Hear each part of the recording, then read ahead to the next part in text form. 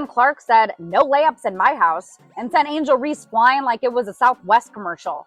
That flop had Academy Award winner written all over it. But the refs really looked at that and said, "Yep, that's definitely murder," and gave Caitlin a flagrant like she pulled a knife out mid-play. And Angel tried to run up on her and said, "You're crazy as fuck, what the fuck are you doing?" And Caitlin's all like, "This is just basketball. It's either a layup or free throws. Pick one." It's just a good take foul, you know? If either Angel gets wide open 2 points or, we send him to the free throw line. Nothing malicious about it. It's just a good take foul. Every basketball player knows that. And just like that, Caitlin Clark dropped a triple-double, won by 35. Angel Reese got benched on live TV. And no, this wasn't a rest the starter situation. This was the kind of benching that makes you look at the coach like, "You sure about that?" But Angel, oh, she didn't pout. She went full savage mode. Her response had reporters blinking, fans gasping, and even the Gatorade bottles nervous. It wasn't just a statement, it was a mic drop wrapped in glitter and attitude you won't believe. What she did next, seriously buckle. Caitlin Clark and Indiana Fever is currently putting the beats on the Chicago Sky, and I'm telling you right now, Angel Reese is furious because she wants to make it her business to beat Caitlin Clark this year, and I'm telling you right. Angel Reese got benched on live television, and no, this isn't some minor rotation tweak or strategic substitution. This was the basketball equivalent of being told to take a seat and think about your life choices. But let's not pretend this was some ordinary sideline drama. No, this was a full-blown public spectacle, and it happened with the kind of poetic timing you only get when the sports gods are sipping tea and watching ESPN like it's Real Housewives of the NCAA. Black and white sports supporters, well, I told you guys there would be a follow-up video on the nuclear fallout. That's exactly what it's been over the take foul, as Caitlin Clark is calling it, and that's a great way to say it. It was a take foul. She was trying to prevent a wide-open layup, although one could argue that she might have missed it anyway, on Angel Reese, and then Angel Reese went absolutely, utterly berserk. So, what triggered the fall of Queen Rio? Just a little thing called absolute rage, unleashed like a Marvel villain without a script, because Caitlin Clark, yes, the same Caitlin Clark whose three-point range could stretch from Iowa to Saturn, committed a foul, not a tech, not a flagrant, just your everyday run-of-the-mill whistleblowing moment. You know, the kind that happens 16 times a quarter when everyone's ankles are on fire and elbows are flying like they're in a blender. Got this little white girl and Caitlin Clark out here busting that flat out, bro. Triple dub. And I don't want to hear none of that stat pattern stuff, bro. She had a triple double, and that's just the facts, man. That's just the facts. So I see a lot of people saying, "Oh, she fouled her hard, bro. It was a malicious play."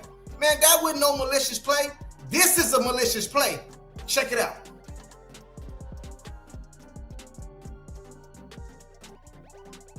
What y'all gonna say?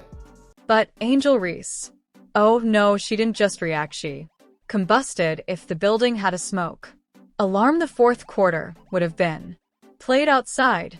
Now, let's be clear, this wasn't the usual sports rivalry energy. This wasn't two top-tier athletes pushing each other to be better. This wasn't friendly trash talk. This was pure, uncut animosity with a side of, "I hope your sneakers unravel" mid-dribble. The look Angel gave Caitlin could have melted steel, and the energy she brought, it made Godzilla vs. Kong looked like a tea party hosted by Mr. Rogers. We need to talk about the hard foul. Caitlin Clark fouls Angel Reese while going up for a layup. People are making a big deal out of this, and me, I'm looking at it like, look, it was just a hard foul. I don't even think it was flagrant. The only thing that was flagrant was Angel Reese's response, right? How she responded to the hard foul. And obviously you can see there's still a little hate. There's still a little hate out there. But I'm going to say this, WNBA, lean in on this. Lean in on this. But here's the real kicker. Reese didn't just stop at scowling from a distance. Nope, she made a beeline for Caitlin like she was auditioning for Survivor Basketball Beef edition. If body language had volume, Angel said, I have time today. You could practically hear the courtside commentators choking on their popcorn. Walk me through your perspective on the flagrant foul and what was the point you were trying to make to her? It's just a good take foul, you know. If either Angel gets wide open 2 points or, we send him to the free throw line. Nothing malicious about it. It's just a take foul. Every basketball player knows that. And Caitlin, let's just say she had that frozen what even is happening expression you'd expect from someone who just got randomly tackled at a spelling bee because Caitlin didn't do much unless existing counts as provocation. Now she committed a foul. Sure, but Angel reacted like Caitlin had insulted her jump shot, her playlist, and her grandmother in one breath. Then came the benching, and not just any benching. The kind of benching where the coach doesn't even make eye contact, like, nope, I'm not dealing with this sit. Now the crowd went from hype to yikes in 5 seconds flat. Angel didn't even argue, which was the scariest part. She sat down with the kind of simmering fury you only see in people who have just been told they can't bring outside snacks into the movie theater. Oh, and then came the fallout, because in case you missed it, Twitter exploded. Fans weren't just mad. They were launching digital nukes from all corners of the internet. Angel's own fans were torn between she's passionate and what in the WWE just happened, and Caitlin's fans, they were throwing up memes faster than Angel got benched. Suddenly the timeline looked like a crossover episode between First Take and Maury. Walk me through your perspective on the flagrant foul. What was the point you were trying to make to her? It's just a good take foul, if you either Angel gets wide open 2 points or we send him to the free throw line. Nothing malicious about it. It's just a take foul. Every basketball player knows that. And Angel's response, oh, buckle up. She didn't apologize. She didn't backtrack. She doubled down with the elegance of a freight train and the subtlety of a jackhammer. Angel came for Caitlin like it was open season. She made it painfully obvious this isn't just a rivalry. This is a full-blown vendetta. If she had a dartboard in her room, there's no doubt who's on it. You could tell by her posture, by her snarl, by the way.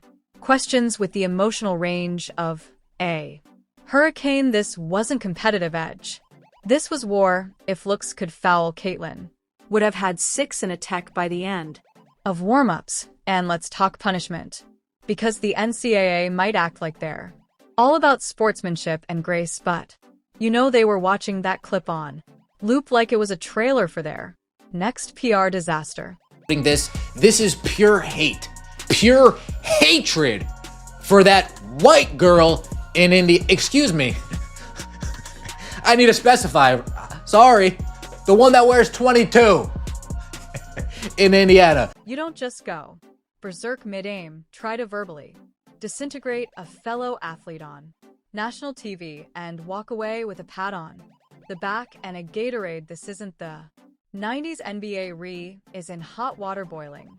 Scalding NCAA officials are probably assembling a committee right now, wearing khakis and panic, desperately Googling how to punish someone without ruining March Madness ratings. Where sugar coating this is pure hate, pure hatred for that white girl in Indify. Sorry, the one that wears 22 in Indiana. Her coach, oh, he looked like a man slowly realizing that coaching Angel Reese might require a degree in conflict resolution and a minor in professional babysitting. The post-game press conference had all the energy of a guy trying to explain